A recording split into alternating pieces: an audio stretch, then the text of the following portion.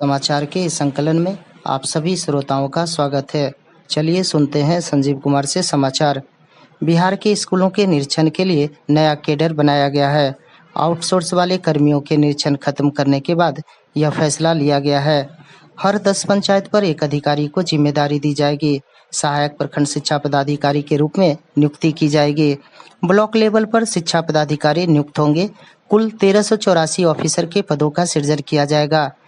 Bihar cabinet अपर मुख्य सचिव doctor S Siddharth ने कहा कि सहायक प्रखंड शिक्षा पदाधिकारी के पद पर बहाली की जाएगी। इन्हें प्रमोट कर प्रखंड शिक्षा पदाधिकारी के पद पर तैनात किया जाएगा। सामान्य प्रशासन में 35 पद का सृजन किया गया है। बिहार की राजनीति में पूर्व आईपीएस शिवदीप लांडे की एंट्री हो गई है। विधानसभा चुनाव से 7 महीने पहले उन्होंने पॉलिटिकल पार्टी बनाई है। पार्टी का नाम हिंद सेना रखा है। पार्टी सिंबल में खाकी बैकग्राउंड में बना त्रिपुंड है। पूर्व आईपीएस शिवदीप लांडे आईजी पद से इस्तीफा देने के बाद मंगलवार को पटना में मीडिया से बात की है। उन्होंने कहा कि बिहार का युवा बदलाव चाहता है।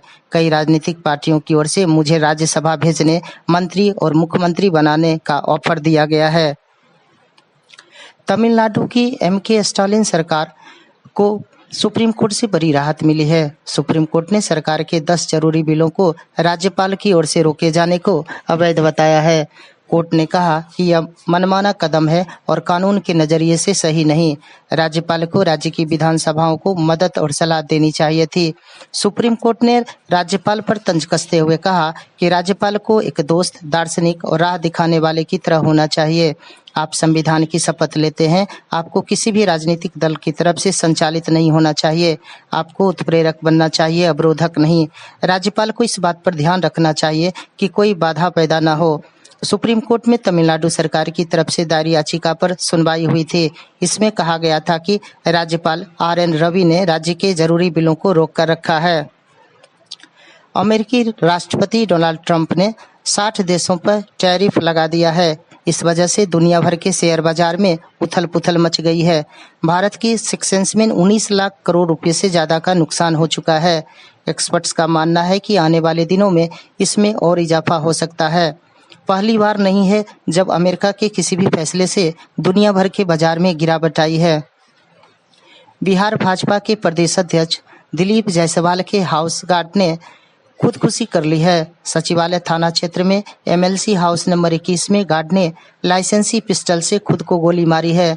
हाउस गार्ड आशुतोष मिश्रा गया के टेकारी थाना के रहने वाले थे। बताया जा रहा है कि घटना के वक्त दिलीप जायसवाल आवास पर मौजूद नहीं थे। थानेदार सचिवालय संजीव कुमार ने बताया कि आत्महत्या का मामला है। पिस्टल से गोली चली है। मौके पर सचिवालय थाने की पुलिस, एफएसएल की टीम मौजूद है। जांच पड़ताल की जा रही है। यूएई के उप प्रधानमंत्री और रक्षा मंत्री शेख हमदान बिन मोहम्मद अल मखदूम भारत की 2 दिवसीय यात्रा पर आएंगे। दुबई के क्राउन प्रिंस के रूप में यह पहली उनकी आधिकारिक भारत यात्रा होगी।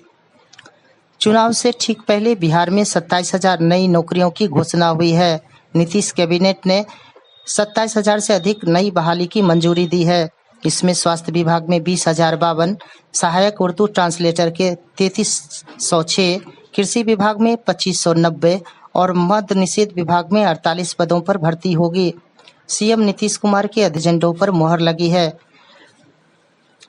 कैबिनेट मीटिंग में बिहार के राज्य मंत्री, उप मंत्री का दर्जा प्राप्त नेताओं के वेतन में इजाफा किया गया है। राज्य मंत्रियों की सैलरी में 36,000 रुपये और उप मंत्रियों की सैलरी में 36,500 रुपये का इजाफा किया गया है। राज्य मंत्रियों को अभी 1,32,000 रुपये मिलते थे, अब 1,68,000 रुपये मिलेंगे। इसमें 36,000 रुपये की बढ़ोतरी हुई है।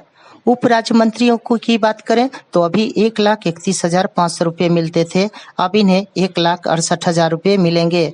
इनकी सैलरी में भी 36,000 रुपये की बढ़ोतरी की गई है।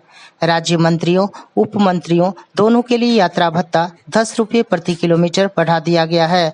अभी 15 रुपये प्रति किलोमीटर था, अब ये 25 रुपये प्रति किलोमीटर हो गया है। उप मंत्रियों को 23,500 रुपये आतिथ्य भत्ता मिलता था, अब ये बढ़कर 29,000 रुपये कर दिया गया है। अंत में मोटिवेशनल लाइन, गुलाब में कांटे होते हैं, इसकी आप शिकायत कर सकते हैं।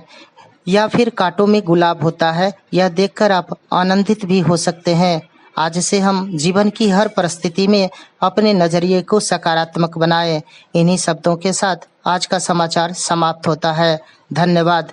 जय हिंद, जय बिहार।